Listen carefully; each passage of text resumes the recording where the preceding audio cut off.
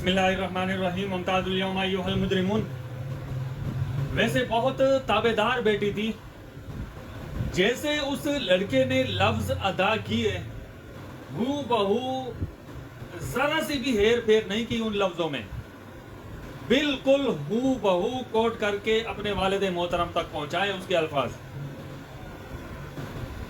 جب آپ اپنے بچوں کو حرام کھلائیں پھر ان کی عقل جو ہے نا مر جاتی ہے. اگر وہ چاہتی تو ان الفاظ کو ادا نہ کرتی، کیونکہ وہ الفاظ ان کے والد کے لیے کہے گئے تھے.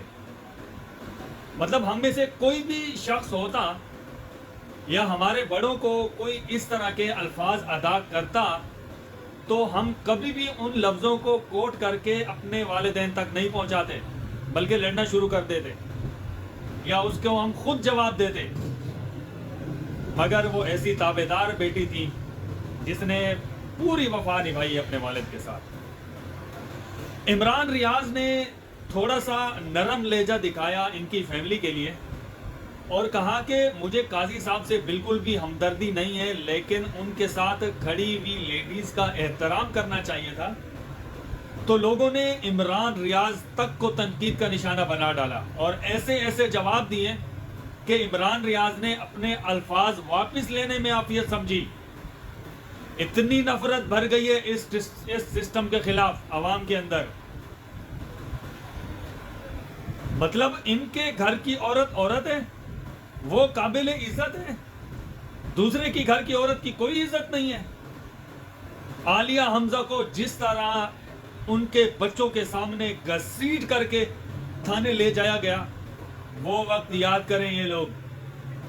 ڈاکٹر یاسمین راشد 75 سال سے زیادہ عمر ہے ان کی، کینسر کی مریض ہے، وہ بے گناہ جیل میں بند ہے پچھلے 1.5 سال سے. کیوں وہ کسی کی ماں کسی کی بہن نہیں ہے؟ صنم جاوید خان، ان کو جیل میں رکھا تقریباً 1 سال تک، وہ کسی کی بہن بیٹی نہیں ہے.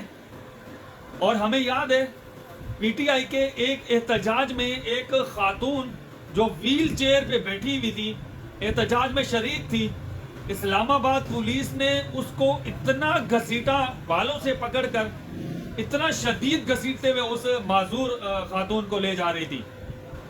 وہ کسی کی بہن بیٹی نہیں تھی. تو بات پھر وہیں آ جاتی ہے.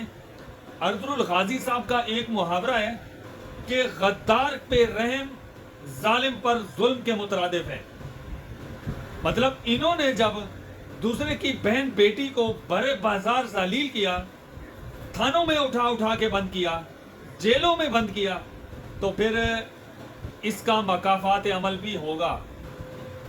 اور وہ مکافات عمل ان کو آگے بھی نظر آئے گا، یہ بھگتیں گے. انہوں نے جو قوم کی ماؤں بہنوں کے ساتھ بیٹیوں کے ساتھ کیا، مکافات عمل ضرور آئے گا. اور یہ جتنے بھی اس وقت اپنے آپ کو فن خان سمجھ رہے ہیں وہ مکافات عمل کے لیے تیار رہیں. اور سننے میں آ رہا ہے جس لڑکے نے یہ ویڈیو بنائی تھی قاضی صاحب کی، وہ ایک بالکل چھوٹا سا لڑکا ہے، 16 17 18 سال عمر ہے اس کی. مطلب پاکستان کے سب سے بڑے چیف کو ایک چھوٹے سے لڑکے سے اللہ تعالیٰ نے ذلیل و خوار کر کے رکھ دیا ہے. جس طرح نمرود کو مچھر